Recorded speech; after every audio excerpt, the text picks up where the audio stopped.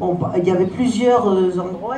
Il y avait, à côté de chez nous, il y avait le Rancho Guarani. C'était un ex des Guarani qui était devenu après les Guarani de Francisco Marin, qui avait Cristobal, qui avait cet endroit qui était le QG d'Atahualpa Yupanqui, que nous ne connaissions pas à l'époque.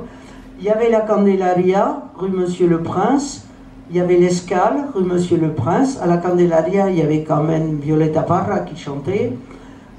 Et donc, on a fréquenté tous ces endroits-là. Et comme on avait table ouverte chez nous, parce que moi, je me suis jamais pris la tête, même si j'avais pas d'argent, il y avait quelque chose à manger. S'il n'y avait pas de dessert, il y avait bien un bout de pain et de la confiture, hein, on s'en fichait. C'était pour être tous ensemble. Et puis un beau jour, on nous a annoncé que Atahualpa venait à Paris avec Los Cantores de Quiahuasi.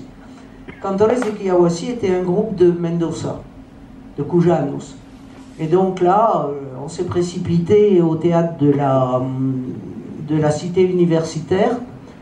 Et on a voulu, et José a été les saluer tout de suite. Et alors, les saluer, c'est une chose, vous savez comment ça se passe, on va après le concert.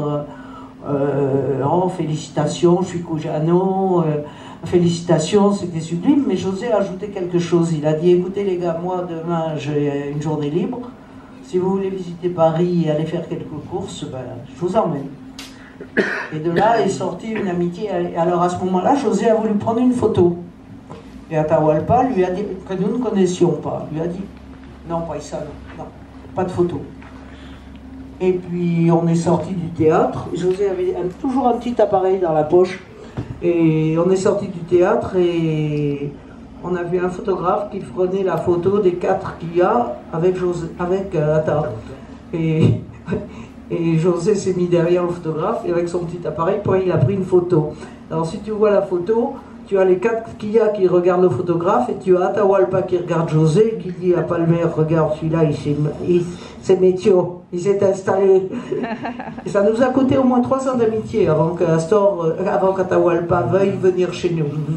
Et j'ai lu quelque part aussi que votre idée, à José et à toi, ça n'était pas nécessairement de rencontrer des musiciens. Ah ben non, pas du tout. En fait, c'était de rencontrer des Argentins. La seule chose, c'est que José, qui avait travaillé dans tout ce qui était dessin, décoration, etc., étant d'une famille pauvre, il n'avait pas pu apprendre la musique, qui était son rêve.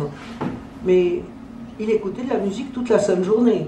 Là, vraiment, et de préférence de la musique argentine. Alors il avait apporté à son frère un magnétophone, et le frère nous enregistrait toutes les émissions de radio de Mendoza, et nous envoyait les bandes, et on écoutait ça toute la journée.